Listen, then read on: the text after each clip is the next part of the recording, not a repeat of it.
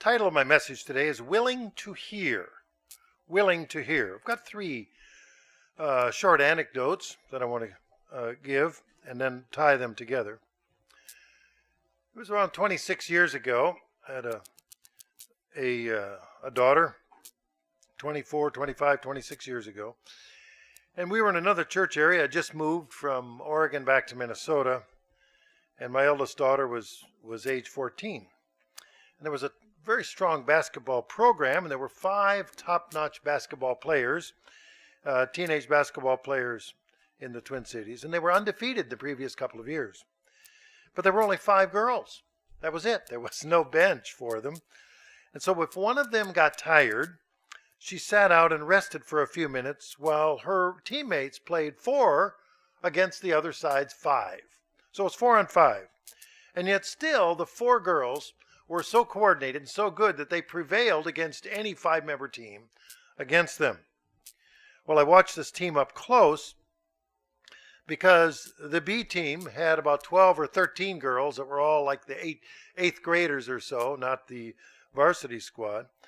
But my daughter, who although being 3 or 4 years younger, was then drafted to be a 6th girl on the team. Not that she was as good as they, but they figured that just having a 6th person on a team that plays 5, that would allow the other players to sit out and rest for a few minutes, and there would be somebody else on the floor.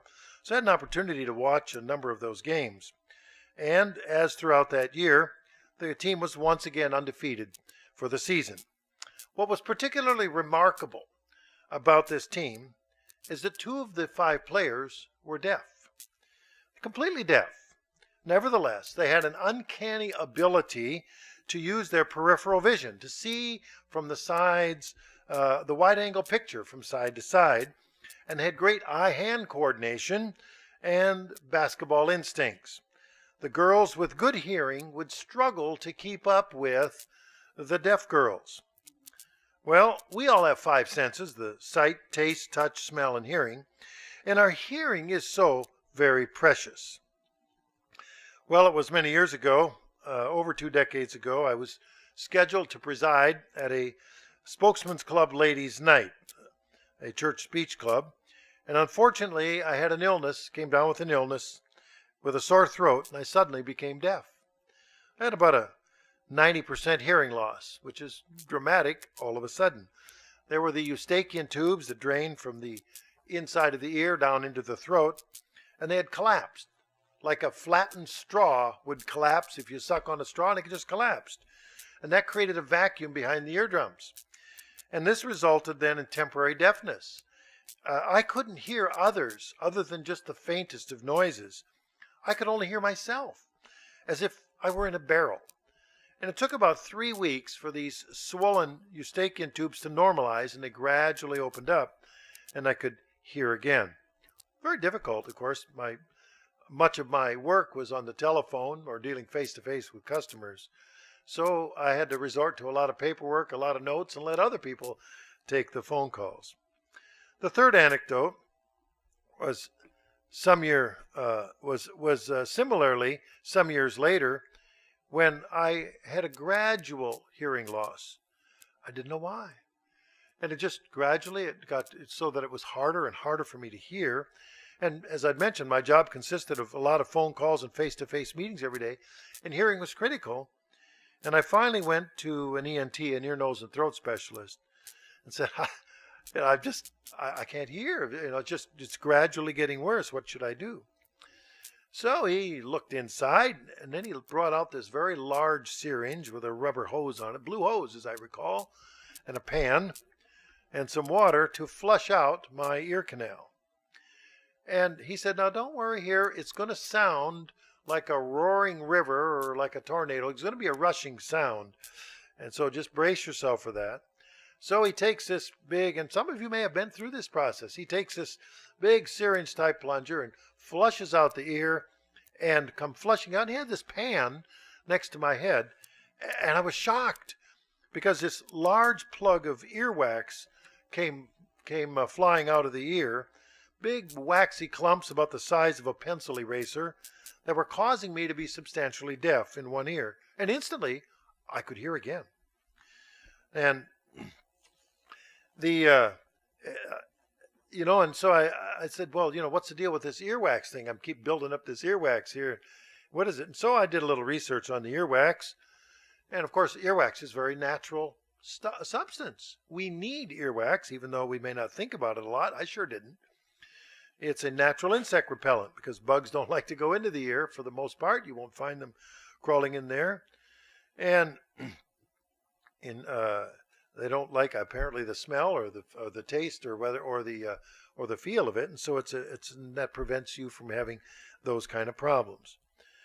And of course, those are all examples of the impairment of our physical hearing, that the hearing was obstructed not by choice, but by chance, by the happenstance circumstances of life. Of course, these are physical ears and our ability to hear physical sounds. But we also have spiritual ears that allow us to gain spiritual understanding. And the Bible often refers to both characteristics. In duality, the verses can refer, that I'm going to quote, to either physical hearing or spiritual hearing. So the first point I have is it's important for us to listen and hear about end time events. If we turn to Genesis 49 in verse 1, in Genesis 49 verse 1. And this is the story of Jacob, whom we know had 12 sons. And Jacob called unto his sons and said, Gather yourselves together, that I may tell you that which shall befall you in the last days. And verse 2, Gather yourselves together and hear, you sons of Jacob, and hearken or listen to Israel your father. So it's important for us. Jacob was calling his family together. We're of spiritual Israel, and God is saying, you need to listen to me here. As the God the Father, let's bring together your understanding. Now point 2. If we let them, other people can interfere with our hearing as to what God has to tell us. Let's look at Numbers 9 verse 8. In Numbers 9 verse 8. Now the point here is other people might try to interfere with our hearing. Do we let them? And Moses said to them, Stand still, and I will hear what the Lord will command concerning you. So Moses wanted to know what God's instructions were. He wasn't going to be in a hurry and do something that he wasn't convinced was coming from God. So Moses was interested in saying, wait a minute, let's not have the interference. Let's hear or know what God had to say. And then point 3, the benefits of choosing to hear. Now, hearing is a choice. Jacob, as a father, called his sons, just as God called us, said, come and listen. And Moses said, don't let other people interfere. Let's listen directly to God. And now 3, the benefits of choosing to hear. Let's take a look in Matthew 13 and verse 15. In Matthew 13, verse 15. For this people's heart is waxed gross, and their ears shall dull of hearing. I'm going to stop right there. I had the experience with the earwax. So when it said they're waxed gross, their ears are dull of hearing. Well, it was earwax that caused me some hearing loss at one time.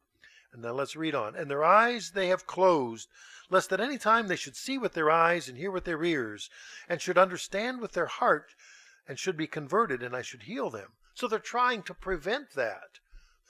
The people were preventing themselves from hearing, their eyes from seeing, so they wouldn't understand. They were like holding off what God was giving to them. They were if we take a look, the word dull is Strong's 917. Barios literally means heavily.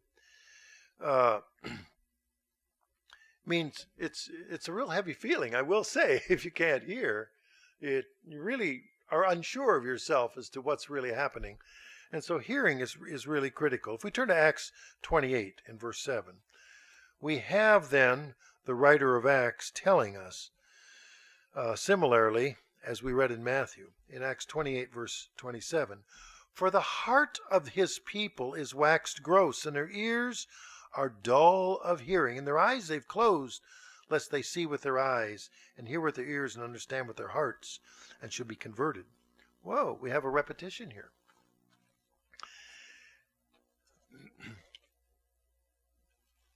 This dull of hearing part is Strong's 3576, meaning sluggish, lazy, could be stupid or dull or slothful, just not getting with it. We see that used in Hebrews 5 verse 11. For we have many things to say and hard to be uttered, seeing you are dull of hearing.